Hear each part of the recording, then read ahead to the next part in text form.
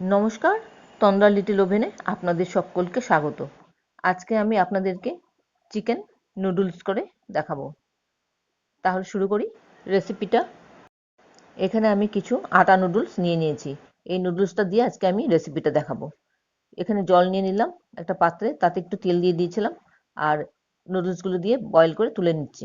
2 minute boil করব, তারপর নামিয়ে দেবো। জল ঝরিয়ে অল্প ঠান্ডা জল দিয়ে দেবো। কড়াতে সাদা তেল দিয়ে দিয়েছি, রিফাইন তেল দিয়ে একটু গরম করে নিচ্ছি। নিয়ে এর মধ্যে মোটা মোটা করে কাটা পেঁয়াজ কুচি দিয়ে দিলাম। খানিকক্ষণ ভাজা ভাজা করে নেব, তারপর এর মধ্যে লবণ দিয়ে দেব, আর কাঁচা লঙ্কা কুচি দিয়ে দিলাম স্বাদ অনুযায়ী।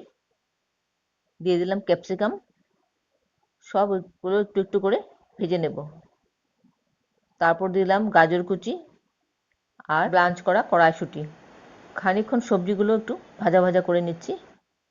তারপর এর মধ্যে দিয়ে দেব শ্রেডেড চিকেন। সেদ্ধ করা চিকেন ছাড়িয়ে ছাড়িয়ে নিয়ে দিয়েছি।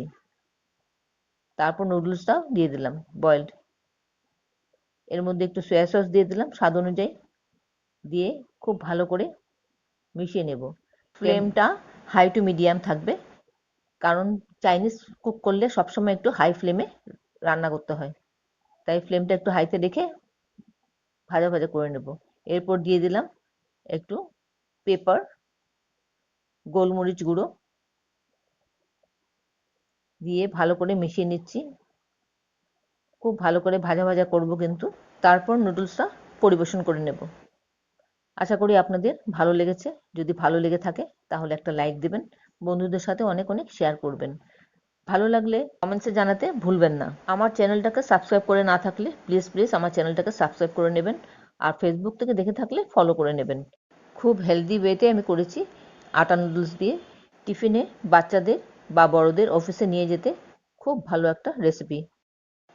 তাহলে ভিডিওটা আজকে এখানেই শেষ করছি।